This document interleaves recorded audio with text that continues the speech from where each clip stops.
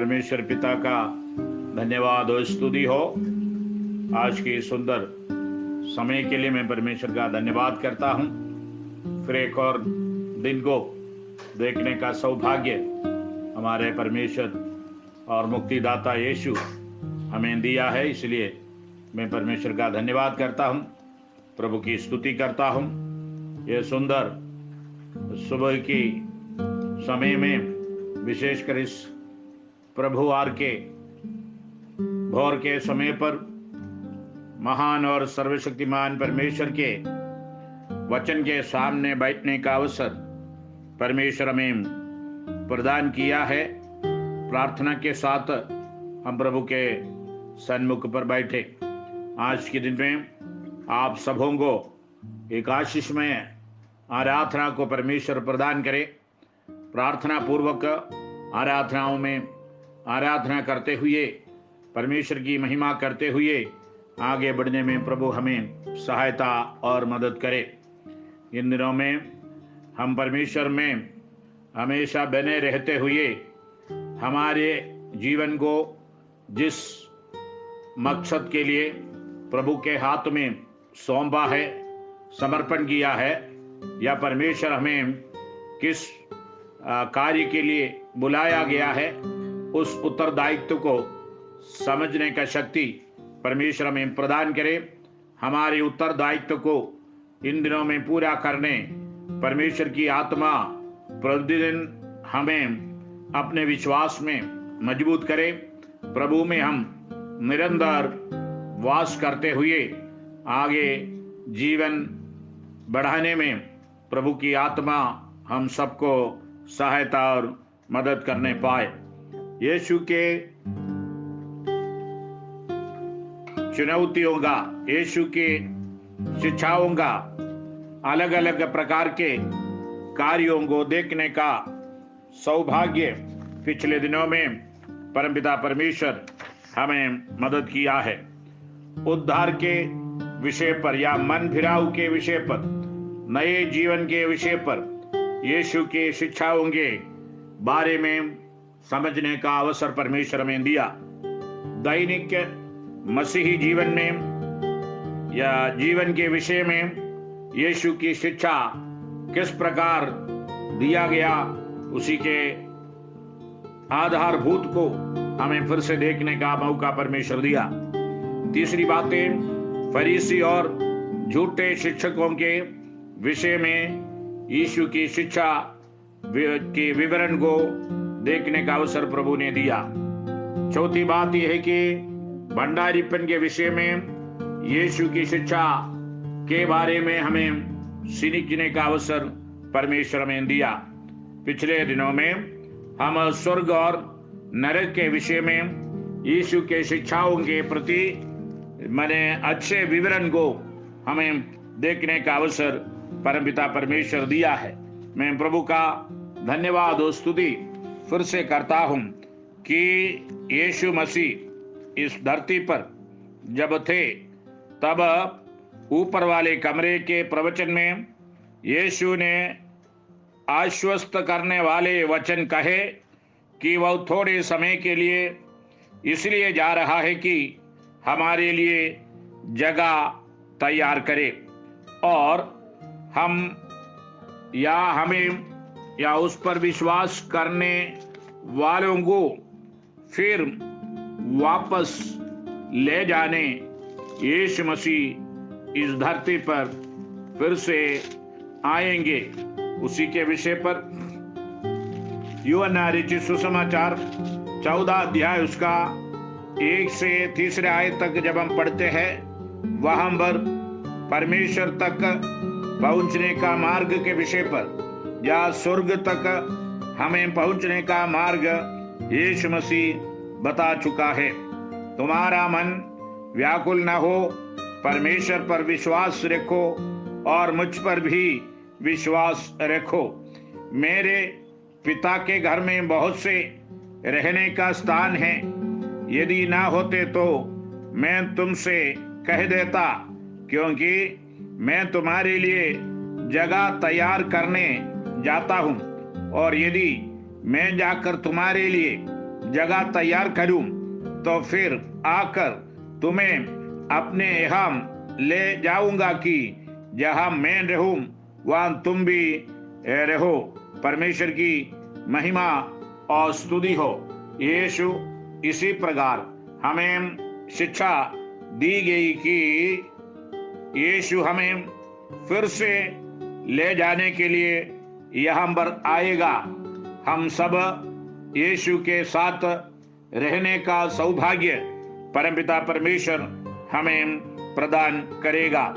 लूका रचित सुसमाचार 23 अध्याय के अंदर भी हम इसी प्रकार के वचन को देख सकता है कि उसका 23 अध्याय 46वां पद में यीशु अपने शिष्यों को इस बातें, उसका 43वां पद में इस प्रकार लिखा है, 23 का 43, उसने उससे कहा, मैं तुमसे सच कहता हूं कि आज ही तू मेरे साथ स्वर्ग लोक में होगा। यहाँ पर मरते हुए पश्चाताप करने वाले डाकू से यीशु ने कहा कि तू आज ही मेरे साथ स्वर्ग लोक में होगा। उनके अंतिम समय पर वे यीशु से मुलाकात किया या यीशु के दैवीय सामर्थ्य को या दैवीय उपस्थिति को, ईश्वरीय प्रेम को उस डाकू को समझ में आया कि वे मरने पर है।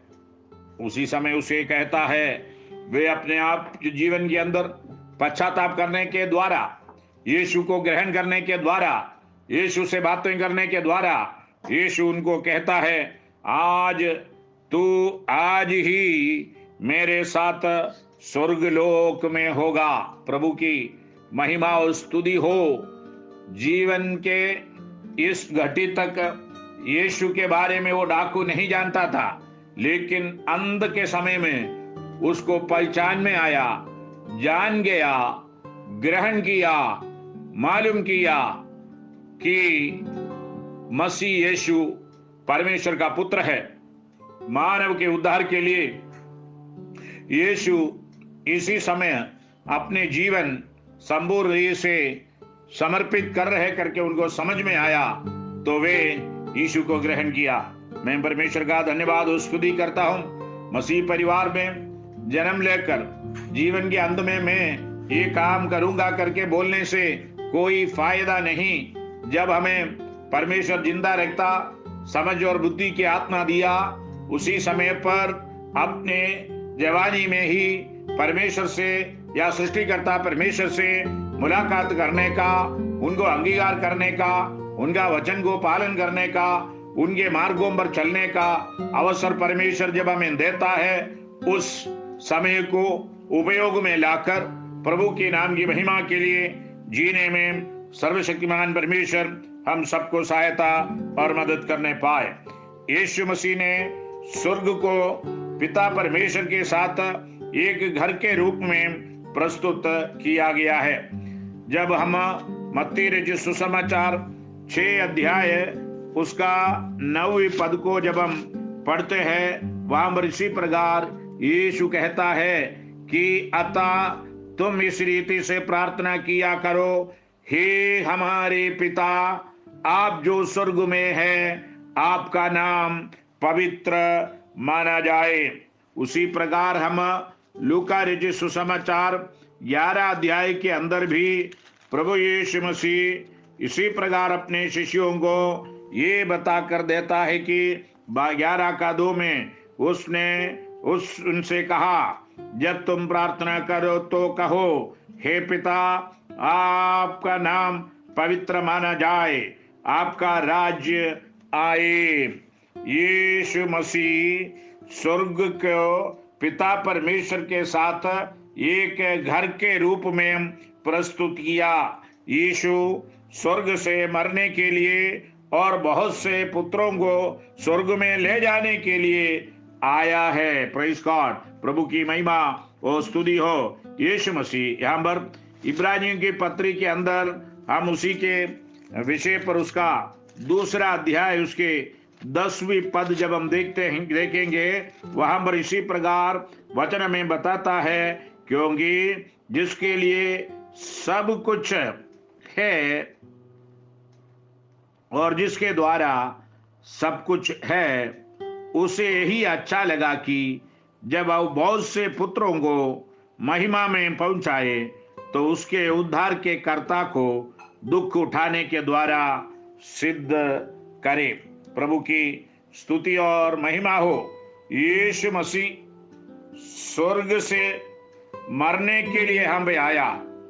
उसके मृत्यु के द्वारा बहुत से पुत्रों को, पुत्रियों को स्वर्ग में ले जाने के लिए यीशु मसीह आया, क्योंकि सब कुछ वही है। परमेश्वर की अनुग्रह में, प्रभु के भय में बढ़ने प्रभु हमें सहायता करे।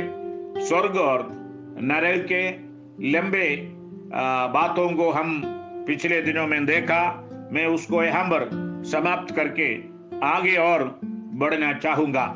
हमें 6वां शिक्षा इस प्रकार यीशु मसीह हमको बताता है कि फलवंत होने के विषय में यीशु की शिक्षा किस प्रकार था, उसी के बारे में हम फिर से आगे देखेंगे। प्रभु हमें उसके लिए मदद करे। प्रभु की आत्मा हमें सहायता और मदद करने पाए।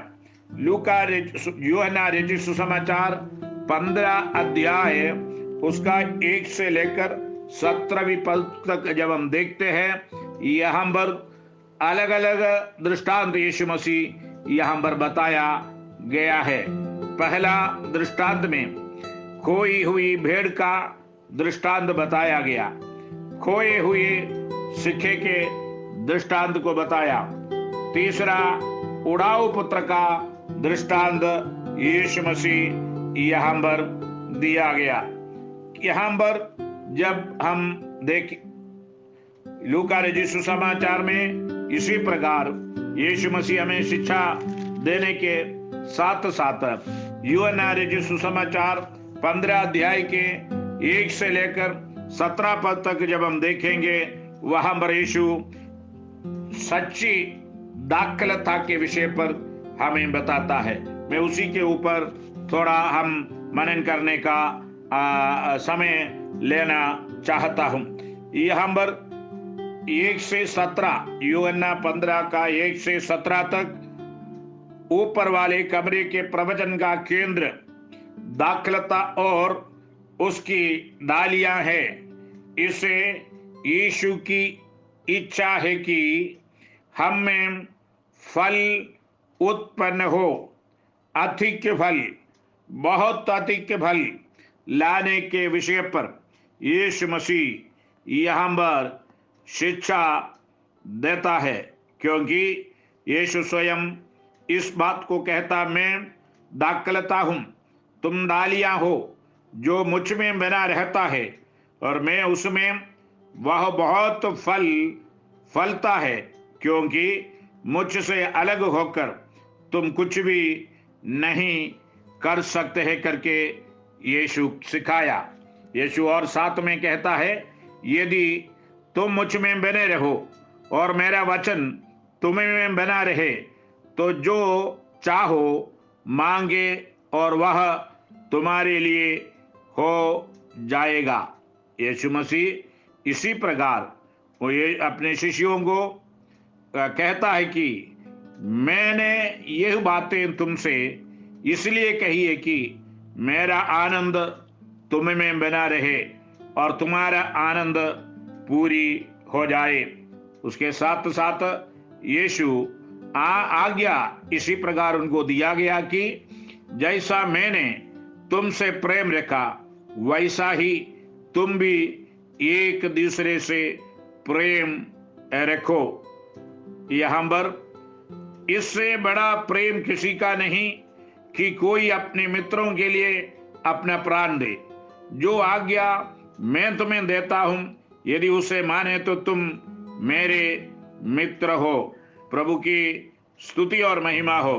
उसका 16 और 17 पद में, तुमने मुझे नहीं चुना परंतु मैंने तुम्हें चुना है और तुम्हें नियुक्त किया कि तुम जाकर फल लाओ और तुम्हारा फल बना रहे, कि तुम मेरे नाम से जो कुछ पिता से मांगो वह तुम्हें दे। इन बातों की आज्ञा मैं तुम्हें इसलिए देता हूं कि तुम एक दूसरे से प्रेम रखो। यह हमारे मसीही जीवन, विश्वास जीवन फलवंत होने के विषय पर किस प्रकार हम फलवंत हो सकता है, दूसरों के लिए प्रयोजन हो सकता है, दूसरों को प्यार कर सकता है, दूसरों की सेवा कैसे कर सकता है, मसीह में कैसे हम बना रह सकता, उसी के विषय पर लंबे तरीके से यीशु हमें यहाँ पर सिखाता है। इसलिए यीशु कहा, सच्ची दाखलता मैं हूं और मेरे पिता किसान हैं। जो डाली मुझ में है और नहीं फलती उसे वह काट डालता है, और जो फलती है उसे वह चाटता है ताकि और फल ले। तुम तो उस वचन के कारण जो मैंने तुमसे कहा है शुद्ध हो। परमेश्वर के वचन हमें शुद्ध करने, पवित्र करने, हमें सामर्थ्य देने, शक्ति देने, लाभदायक चीज है करके यहां से हमें शिक्षा प्राप्त कर सकते हैं। आगे जब हम यीशु के शिक्षाओं के विषय पर देखेंगे, बांझ अंजीर के वृक्ष के दृष्टांत लूका रचित सुसमाचार 13 अध्याय के अंदर यीशु मसीह बताया गया है। वहां पर लूका रचित सुसमाचार 13 अध्याय उसकी 6 से 9 पद तक जब हम पढ़ेंगे, फल रहित अंजीर के पेड़ का दृष्टांत यीशु कहता है। फिर उसने यह दृष्टांत भी कहा, किसी की अंगूर की बारी में एक अंजीर का पेड़ लगा हुआ था, वह उसमें फल ढूंढने आया परंतु ना पाया। तब उसने बारी के रखवाले से कहा, देख 3 वर्ष से मैं इस अंजीर के पेड़ में फल ढूंढने आता हूं परंतु नहीं पाता, इसे काट डाल कि ये भूमि को भी क्यों रोके रहे। उसने उसको उत्तर दिया, हे स्वामी, ये इसे इस वर्ष और रहने दे कि मैं इसके चारों ओर खोद कर खाद डालूं, यदि आगे को फल तो भला, नहीं तो उसे काट डाले। परमेश्वर आज भी हमें यहाँ पर इस धरती पर इसलिए रखा कि